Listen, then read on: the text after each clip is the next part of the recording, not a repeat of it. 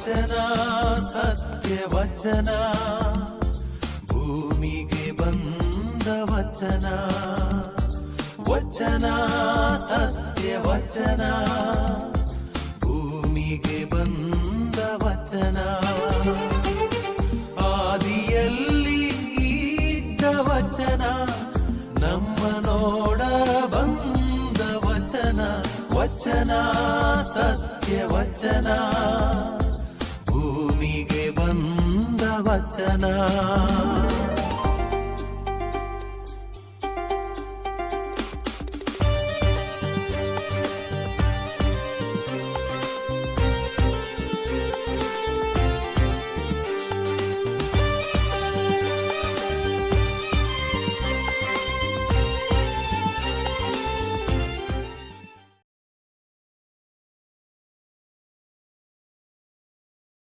ಪಿತನ ಸುತನ ಮತ್ತು ಪವಿತ್ರ ಆತ್ಮನ ನಾಮದಲ್ಲಿ ಆಮೆನ್.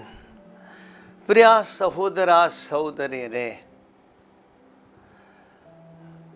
ದಿನಗಳು ಕಳೆದಂತೆ ನಮ್ಮ ಸಮಾಜ ಒಂದು ತಪ್ಪು ದಾರಿಯಲ್ಲಿ ಎಲ್ಲೋ ಹೋಗ್ತಾ ಇದೆ ಎಂಬ ಭಯ ಇವತ್ತು ನಮ್ಮನ್ನು ಕಾಡುತ್ತೆ.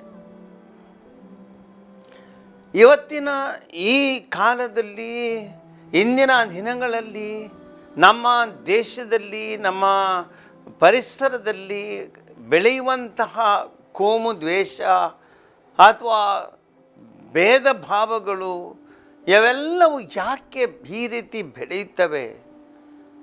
ಇದಕ್ಕೆ ಕಾರಣವೇನು?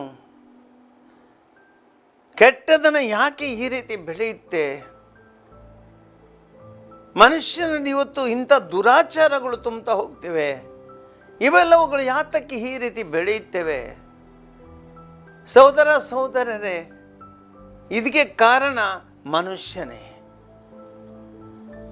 ಏನನ್ನು ನಾವು ಬಿತ್ತುತ್ತೀವಿ ಅದೇ ಮೊಳಕೆ ಹೊಡೆದು ಬೆಳೆಯುತ್ತೆ ತಾನೆ. ಯಾವುದು ನಾವು ಬಿತ್ತುವುದಿಲ್ಲ ಅದು ಬರಲ್ಲ. ಏನನ್ನು ನಾವು ಬಿತ್ತುತ್ತೀವಿ ಅದೇ ಮೊಳಕೆ ಹೊಡೆದು ಅದೇ ಬರುತ್ತೆ. ದೇವರ ವಾಕ್ಯ ನಮಗೆ ಒಂದು ಎಚ್ಚರಿಕೆಯನ್ನು ಕೊಡುತ್ತೆ. ಇವತ್ತು ಆ ದೇವರ ವಾಕ್ಯವನ್ನು ಆಲಿಸ್ತೇವೆ ನಾವು. ಮನುಷ್ಯ ದುಷ್ಟತನವನ್ನು ಇವತ್ತು ಬಿತ್ತಬಾರದು. ಸಮಾಜ ಒಳ್ಳೆಯದಾಗಬೇಕೆಂದ್ರೆ, ದೇಶ ಒಳ್ಳೆಯದಾಗಬೇಕೆಂದ್ರೆ,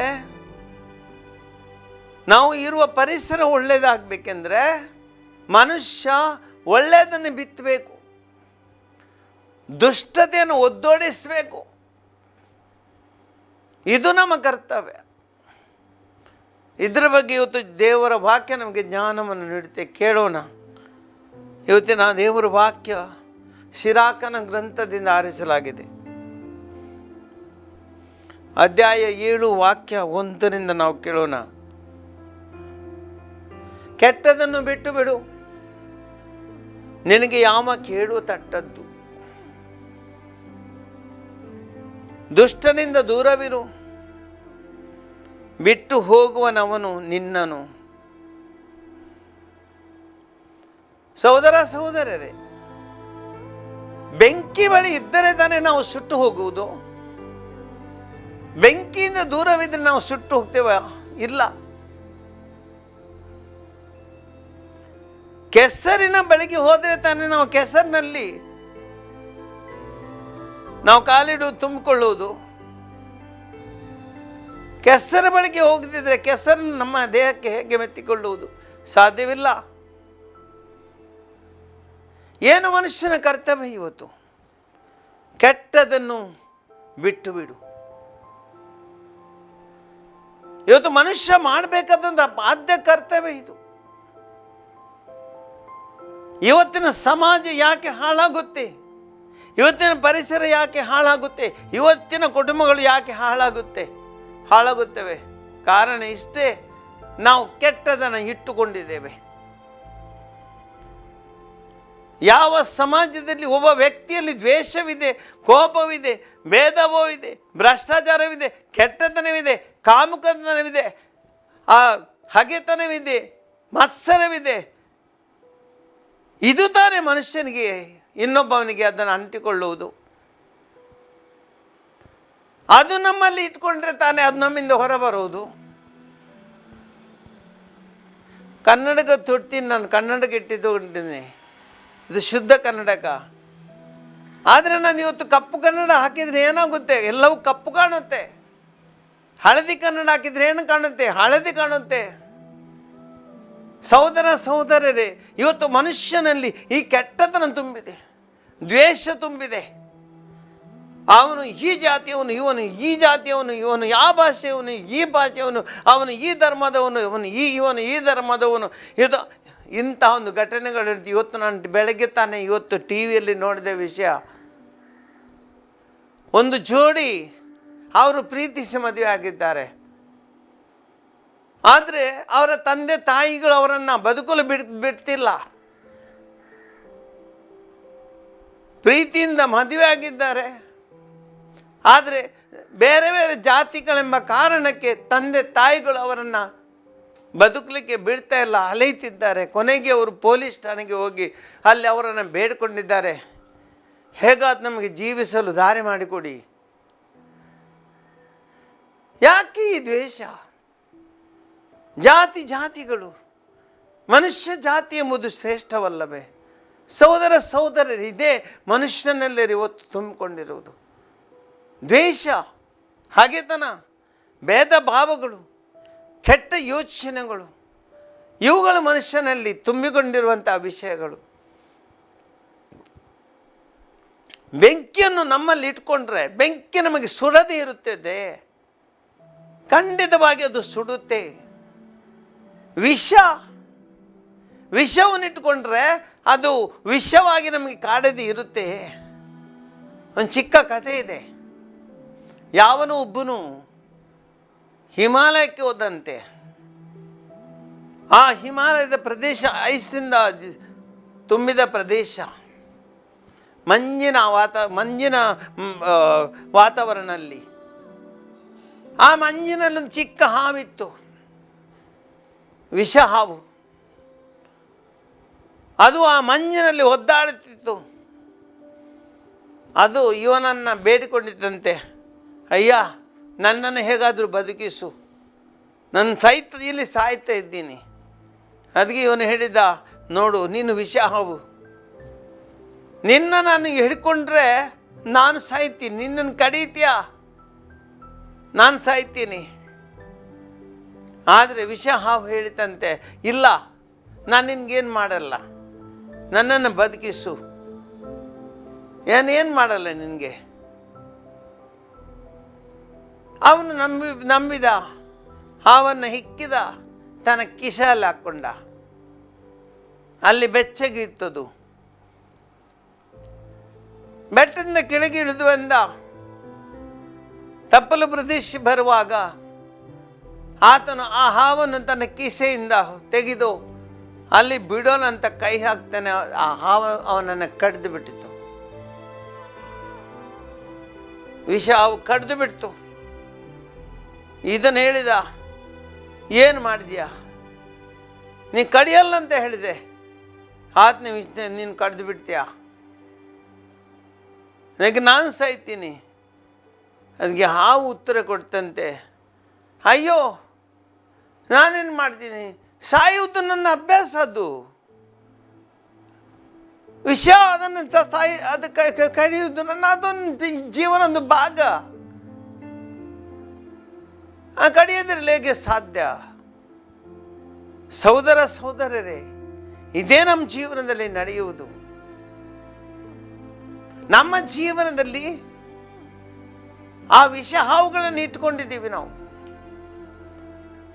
ಮಾರ್ಕನ ಶುಭ ಸಂದೇಶ 7ನೇ ಅಧ್ಯಾಯ ಈ ವಾಕ್ಯ 20ರಿಂದ ನಮಗೆ ಸ್ಪಷ್ಟವಾಗಿ ಹೇಳುತ್ತೆ. ಒಂದುಗಳಿಗೆ ಕೇಳೋಣ, ಯಾವ ರೀತಿಯಲ್ಲಿ ಯಾವೆಲ್ಲ ವಿಷ ಹಾವುಗಳನ್ನು ನಮ್ಮ ಜೀವನದಲ್ಲಿ ನಾವು ಇಟ್ಟುಕೊಂಡಿದ್ದೀವಿ, ಆ ಯಾವ ವಿಷ ಹಾವುಗಳನ್ನು ಯಾವ ರೀತಿಯಲ್ಲಿ ನಾವು ಪೋಷಿಸ್ಕೊಳ್ತೀವಿ, ಇದರ ಬಗ್ಗೆ ಸಹೋದರ ಸಹೋದರರೇ, ಇದೇ ಈ ವಿಷ ಹಾವುಗಳು. ದೇವರ ವಾಕ್ಯ ನಮ್ಗೆ ಹೇಳುತ್ತೆ. ಮಾರ್ಕನ ಶುಭ ಸಂದೇಶ ವಾಕ್ಯ 7ರಿಂದ ಅಧ್ಯಾಯ 7 ವಾಕ್ಯ 21ರಿಂದ ಮಾನವದ ಹೃದಯಾಂತರಾಳದಿಂದ ದುರಾಲೋಚನೆ, ಇದೊಂದು ವಿಷಯ. ಹಾವು ಅನೈತಿಕತೆ, ಕಳ್ಳತನ, ಕೊಲೆ, ವ್ಯಭಿಚಾರ, ಲೋಭ, ಕೆಡುಕುತನ, ಮೋಸ, ಬಂಡತನ, ಅಸೂಯೆ, ಅಪದೂರು, ಅಹಂಕಾರ, ಮೂರ್ಖತನ ಮೊದಲಾವುಗಳು ಬರುತ್ತವೆ. ಇಷ್ಟು ಮಾತ್ರವಲ್ಲ, ದ್ವೇಷ, ಹಗೆತನ, ಮತ್ಸರ, ಸ್ವಾರ್ಥ, ಇನ್ನೆಲ್ಲ ಹಲವಾರು ವಿಷ ಹಾವುಗಳು ನಮ್ಮ ಜೀವನದಲ್ಲಿವೆ. ಸಹೋದರ ಸಹೋದರರೇ, ಈ ವಿಷ ಹಾವುಗಳನ್ನು ನಾವು ಎಲ್ಲಿಟ್ಟುಕೊಂಡಿದ್ದೇವೆ? ಹೃದಯದಲ್ಲಿ. ಕಿಸೆಯಲ್ಲ, ಹೃದಯದಲ್ಲಿ ಇಟ್ಟುಕೊಂಡಿದ್ದೇವೆ. ಈ ವಿಷ ಹಾವುಗಳು ನಮ್ಮ ಹೃದಯದಲ್ಲಿರುವಾಗ ನಾನು ಒಬ್ಬ ದ್ವೇಷಿ ಆಗಿದ್ದರೆ ಇನ್ನೊಬ್ಬರಿಗೆ ಏನು ಮಾಡ್ತೀನಿ? ನಾನು ದ್ವೇಷವನ್ನು ಕಲಿಸ್ತೀನಿ. ನಾನು ಸ್ವಾರ್ಥಿಯಾಗಿದ್ದರೆ ಇನ್ನೊಬ್ಬರಿಗೆ ಏನನ್ನು ಕಲಿಸ್ತೀನಿ? ಸ್ವಾರ್ಥವನ್ನು ಕಲಿಸ್ತೀನಿ. ನಾನು ಕೋಪಿಷ್ಠನಾದರೆ ಇನ್ನೊಬ್ಬರಿಗೇನು ಕಲಿಸ್ತೀನಿ? ಕೋಪಿಷ್ಠನಾಗಲು ಕಲಿಸ್ತೀನಿ. ನಾನು ಕಾಮುಕನಾದರೆ ಇನ್ನೊಬ್ಬನಿಗೆ ಕಲಿಸ್ತೀನಿ, ಕಾಮುಕತೆಯನ್ನು ಕಲಿಸ್ತೀನಿ. ಇದೇ ರೀತಿಯಲ್ಲಿ ನಾವು ಸಮಾಜವನ್ನು ಹಾಳು ಮಾಡಿಬಿಡ್ತೀವಿ, ಸಾಮಾಜಿಕ ಜೀವನವನ್ನು ಕಲುಷಿತಗೊಳಿಸ್ತೀವಿ.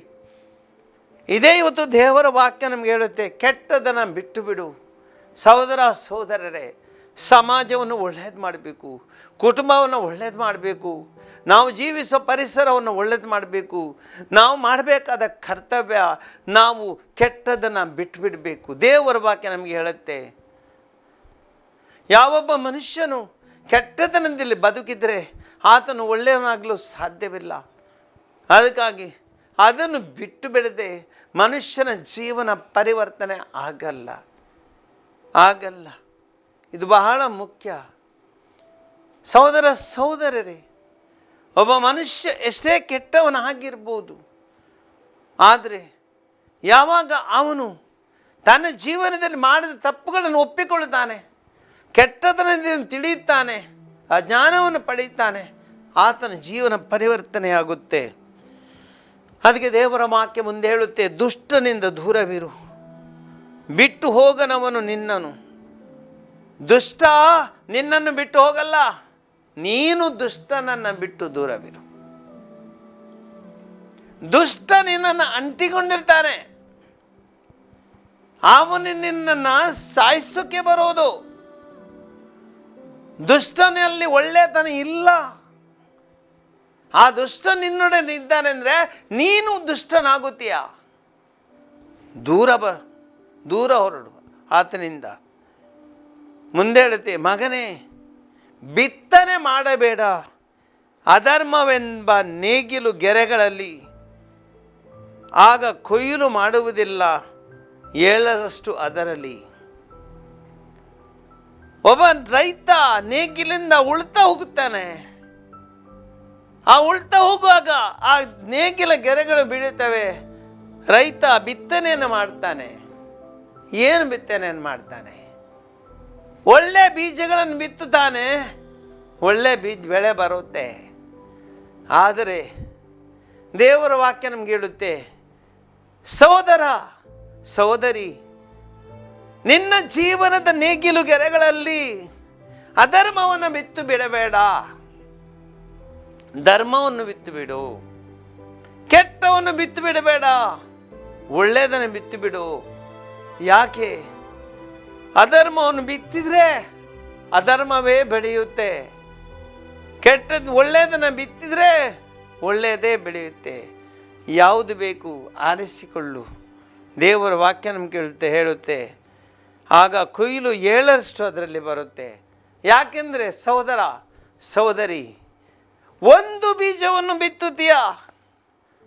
ದೇವರ ವಾಕ್ಯಲ್ಲಿ ಹೇಳುತ್ತೆ, ಒಂದು ಬೀಜವನ್ನು ನೀನು ಬಿತ್ತುತ್ತೀಯ, ಅಲ್ಲಿ ಅದು ಮೊಳಕೆ ಹೊಡೆದು ಬೆಳೆಯುವಾಗ 7 ಪಟ್ಟು ಬೀಜ ಹೆಚ್ಚು ಅದರಿಂದ ಬೆಳೆಯುತ್ತವೆ. ಆದ್ದರಿಂದ ಅಧರ್ಮ ಒಂದಿಷ್ಟು ಅಧರ್ಮ ನೀನು ಅಲ್ಲಿ ಬಿತ್ತುತ್ತಿ ಅದು 7 ಪಟ್ಟು ಜಾಸ್ತಿ ಬೆಳೆಯುತ್ತೆ, ಇಡೀ ಸಮಾಜವನ್ನು ಮಾಡಿಬಿಡುತ್ತೆ. ಒಬ್ಬನನ್ನು ಕೆಟ್ಟದಾಗಿಸ್ತೀಯ, ಆ ಒಬ್ಬನು ತನ್ನ ಸಂಗಡ ಇರುವ 10 ಜನರನ್ನು ಹಾಳು ಮಾಡಿಬಿಡ್ತಾನೆ. ಒಬ್ಬನನ್ನು ನೀನು ಹಾಳು ಮಾಡಿಬಿಟ್ರೆ ಆತನು ತನ್ನ ಸಂಗಡ ಇರುವ 10 ಜನರನ್ನ ಕೆಟ್ಟದಾಗಿ ಮಾಡಿಬಿಡ್ತಾನೆ. ಏನಾಯಿತು? ಸಮಾಜದಲ್ಲಿ ಇದೇ ನಡೆಯುವುದು. ಅದಕ್ಕೆ ದೂರವಿರು. ಸರ್ವೇಶ್ವರನಿಂದ ಉನ್ನತ ಪದವಿಯನ್ನು ಹುಡುಕಬೇಡ. ಅರಸನಿಂದ ಗೌರವ ಸ್ಥಾನವನ್ನು ಅರಸಬೇಡ. ನೀತಿವಂತನೆಂದು ತೋರಿಸಿಕೊಳ್ಳಬೇಡ. ಸರ್ವೇಶ್ವರನ ಸನ್ನಿಧಿಯಲ್ಲಿ ನಿನ್ನ ಪಾಂಡಿತ್ಯಕ್ಕಾಗಿ ಕೊಚ್ಚಿಕೊಳ್ಳಬೇಡ. ಅರಸನ ಎದುರಿನಲ್ಲಿ ಪ್ರಯತ್ನ ಪಡಬೇಡ. ನ್ಯಾಯಾಧೀಶನಗಳು ನಿನ್ನ ಶಕ್ತಿ ಸಾಲದಿರಬಹುದು ಅಧರ್ಮವನ್ನು ನಿರ್ಮೂಲಗೊಳಿಸಲು. ಸಹೋದರರೇ, ಒಂದು ಎಚ್ಚರಿಕೆ ದೇವರ ವಾಕ್ಯದಲ್ಲಿ ಕೊಡ್ತಾ ಇದೆ. ಮನುಷ್ಯ ಇವತ್ತು ಯಾತಕ್ಕಾಗಿ ಇದನ್ನು ಮಾಡ್ತಾನೆ?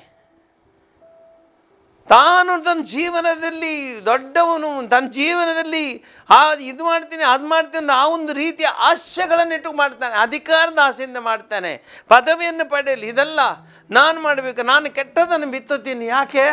ನಾನು ಬೆಳೆಯುತ್ತೀನಿ, ನಾನೊಬ್ಬ ಲೀಡರ್ ಆಗ್ತೀನಿ, ನಾನೊಬ್ಬ ಮುಖಂಡನಾಗ್ತೀನಿ, ನಾಳೆ ನನ್ನ ಅಹಂಕಾರವನ್ನು ಕೊಚ್ಚಿಕೊಳ್ತೀನಿ, ದೇವರ ಮುಂದೆ ಕೊಚ್ಚಿಕೊಳ್ತೀನಿ, ಇತರ ಮುಂದೆ ಕೊಚ್ಚಿಕೊಳ್ತೀನಿ. ಅಹಂಕಾರದಿಂದ ಬೆಳೆಯುತ್ತೀಯ. ಈ ಎಲ್ಲ ಕನಸುಗಳನ್ನು ಕಾಣಬೇಡ ನೀನು ಅಂತ ದೇವರ ವಾಕ್ಯ ನಮಗೆ ಹೇಳುತ್ತೆ. ಯಾಕೆ? ದೇವರ ಮುಂದೆ ನಾವು ಏನೂ ಅಲ್ಲ. ನಿನ್ನ ಶಕ್ತಿ ಸಾಲದು.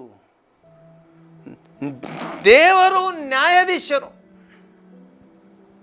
ಸಹೋದರರೇ, ಒಬ್ಬ ಒಳ್ಳೆ ನ್ಯಾಯಾಧೀಶನ ಮುಂದೆ ಎಷ್ಟೇ ರೀತಿಯ ಕೆಟ್ಟ ಸಾಕ್ಷಿಗಳನ್ನು ನಿನ್ನ ಕೊಟ್ಟಿರೋದು ಸಾಲದು. ಯಾಕೆಂದರೆ ನ್ಯಾಯಾಧೀಶನು ಸರಿಯಾದ ನ್ಯಾಯವನ್ನು ಅಳೆದು ತೂಗಿ ಕೊಡುತ್ತಾನೆ, ನ್ಯಾಯ ತೀರ್ಪನ್ನು ಕೊಡ್ತಾನೆ. ಅದೇ ರೀತಿ ದೇವರ ವಾಕ್ಯ, ನೀನು ಏನು ಮಾಡುತ್ತೀಯಾ ಅಳೆದು ತೂಗಿ ನಿನ್ನ ಮೇಲೆ ತೀರ್ಪನ್ನು ಕೊಡುತ್ತಾರೆ. ಆದ್ದರಿಂದ ನಿನ್ನ ಬಂಡತನ, ನಿನ್ನ ಒರಟುತನ, ನಿನ್ನ ದೊಡ್ಡತನ, ನಿನ್ನ ಅಹಂಕಾರ, ನಿನ್ನ ಅದೆಂದು ಯೋಚಿಸುತ್ತಾ ಗೌರವ, ಅದು ಏನು ಆ ದೇವರ ಮುಂದೆ ಸಾಲದು, ಎಲ್ಲವೂ ವ್ಯರ್ಥ. ಯಾಕೆ? ದೇವರು ನೀನೆಂಥವನು, ನೀನು ಏನು ಮಾಡ್ತೀಯ ಅಳೆದು ತೂಗಿ ನಿನಗೆ ನ್ಯಾಯ ತೀರ್ಪು ಕೊಡುವರು. ತಪ್ಪಿಸ್ಲಿಕ್ಕಾಗಲ್ಲ. ಮನುಷ್ಯನಿಂದ ತಪ್ಪಿಸ್ಬೋದು, ಆದರೆ ದೇವರಿಂದ ನ್ಯಾಯ ತಪ್ಪಿಸಲಿಕ್ಕೆ ಆಗೋದಿಲ್ಲ. ಇದನ್ನು ನೆನ್ಪಿಟ್ಕೋ. ಆದರೆ ದೇವರ ವಾಕ್ಯ ಅದಕ್ಕಾಗಿ ಹೇಳುತ್ತೆ, ಮುಂದೆ ಹೇಳುತ್ತೆ, ನೀನು ಇಷ್ಟೇ ಮಾಡಿದರೆ ಸಾಲದು, ಊರಿನ ಜನರ ವಿರುದ್ಧ ದ್ರೋಹ ಮಾಡಬೇಡ, ಜನರ ಎದುರಿನಲ್ಲಿ ನಿನ್ನೆ ತಗ್ಗಿಸಿಕೊಳ್ಬೇಡ, ಪಾಪಕ್ಕೆ ಪಾಪ ಕೂಡಿಸಬೇಡ, ಒಂದಕ್ಕಾದರೂ ತಪ್ಪದು ನಿನಗೆ ದಂಡ. ಕೊನೆ ಎಚ್ಚರಿಕೆ ಸಹೋದರರೇ, ಒಬ್ಬ ಒಳ್ಳೆ ಮನುಷ್ಯ ಇದ್ರೆ ಒಂದು ಊರು ಒಳ್ಳೆಯದಾಗುತ್ತೆ. ಆದ್ದರಿಂದ ನೀನು ಒಬ್ಬ ಕೆಟ್ಟವನಾಗಿ ಇಡೀ ಊರಿಗೆ ದ್ರೋಹ ಮಾಡಬೇಡ, ಸಮಾಜಕ್ಕೆ ದ್ರೋಹ ಮಾಡಬೇಡ, ಕುಟುಂಬಕ್ಕೆ ದ್ರೋಹ ಮಾಡಬೇಡ, ಇಡೀ ಸಮುದಾಯಕ್ಕೆ ದ್ರೋಹ ಮಾಡಬೇಡ. ಬೇಡ, ಒಳ್ಳೆಯವನಾಗಿರು. ಯಾಕೆ? ಜನರ ಎದುರಿನಲ್ಲಿ ನಿನ್ನನ್ನೇ ತಗ್ಗಿಸಿಕೊಳ್ಬೇಡ. ಒಳ್ಳೆಯ ಮನುಷ್ಯರಿಗೆ ಸಮಾಜದಲ್ಲಿ ಗೌರವ ಇದೆ ಖಂಡಿತವಾಗಿ. ಆದ್ದರಿಂದ ಒಂದು ವೇಳೆ ನೀನು ತಪ್ಪಿದ್ರೆ ಏನಾಗುತ್ತೆ?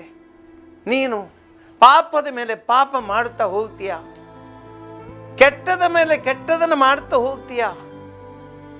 ಏನಾಗುತ್ತೆ? ದೇವರ ವಾಕ್ಯ ಹೇಳಿದೆ, ದಂಡ ನಿನಗೆ ತಪ್ಪದು, ದಂಡ ನಿನಗೆ ತಪ್ಪದು.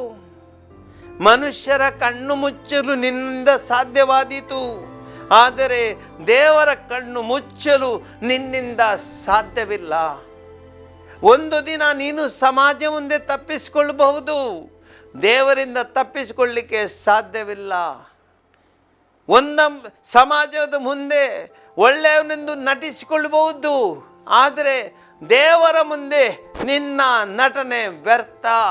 ದಂಡಕ್ಕೆ, ಪಾಪಕ್ಕೆ ದಂಡ ಕೊಟ್ಟೇ ಬಿಡ್ತಾರೆ. ಒಂದಲ್ಲ ಒಂದು ದಿನ ಮಾಡಿದ ಪಾಪಕ್ಕೆ ದಂಡವನ್ನು ನೀನು ಕೊಡಬೇಕು. ಆದ್ದರಿಂದ ಪಾಪಕ್ಕೆ ಪಾಪ ಕೂಡಿಸಬೇಡ, ದಂಡಕ್ಕೆ ದಂಡ ತಪ್ಪಿಸ್ಕೋ. ಒಳ್ಳೆಯವನಾಗಿರು, ನೀನು ಒಳ್ಳೆಯವನಾಗಿರು, ಸಮಾಜವನ್ನು ಒಳ್ಳೆಯದು ಮಾಡು. ಹಾಗಾದರೆ ಸಹೋದರ ಸಹೋದರರೇ, ದೇವರ ವಾಕ್ಯದಂತೆ ನಡೆಯೋಣ, ಒಳ್ಳೆಯವರಾಗೋಣ. ಸಮಾಜವನ್ನು ಹಾಳು ಮಾಡುವುದು ಬೇಡ, ಅಧರ್ಮವನ್ನು ಬಿತ್ತುವುದು ಬೇಡ. ಇವತ್ತು ಸಮಾಜದಲ್ಲಿ ಪ್ರೀತಿ, ಸೌಹಾರ್ದತೆ, ಒಳ್ಳೆಯತನವನ್ನು ಬಿತ್ತುಕೊಳ್ಳೋಣ. ಸಮಾಜವು ಬೆಳೆಯಲಿ, ನಾವೆಲ್ಲರೂ ಬೆಳೆಯುವ, ಪ್ರೀತಿಯಲ್ಲಿ ಬೆಳೆಯುವ ಸಮಾಜವನ್ನು ಕಟ್ಟೋಣ, ದೇಶವನ್ನು ಕಟ್ಟೋಣ, ಕುಟುಂಬಗಳನ್ನು ಕಟ್ಟೋಣ. ಆ ದೇವರನ್ನೇ ನಮಗೆ ಶಕ್ತಿ ನೀಡಲಿ. ದಯಾಮಯಿ ದೇವರೇ, ಇವತ್ತಿನ ಈ ವಾಕ್ಯದಂತೆ ನಡೆದುಕೊಳ್ಳಲು ಶಕ್ತಿಯನ್ನು ನೀಡಿರಿ. ನಮ್ಮ ಜೀವನದಲ್ಲಿ ಅನೇಕ ಬಾರಿ ತಪ್ಪುಗಳನ್ನು ಮಾಡ್ತೀವಿ, ಸಮಾಜವನ್ನು ಒಡೆಯುತ್ತೀವಿ. ನಾವು ಮಾಡಿದ ಪಾಪಗಳಿಗಾಗಿ ಬಹುಶಃ ಒಂದು ದಿನ ತೆರಬೇಕಾದ ದಂಡ ಅತಿಯಾಗುತ್ತೆ.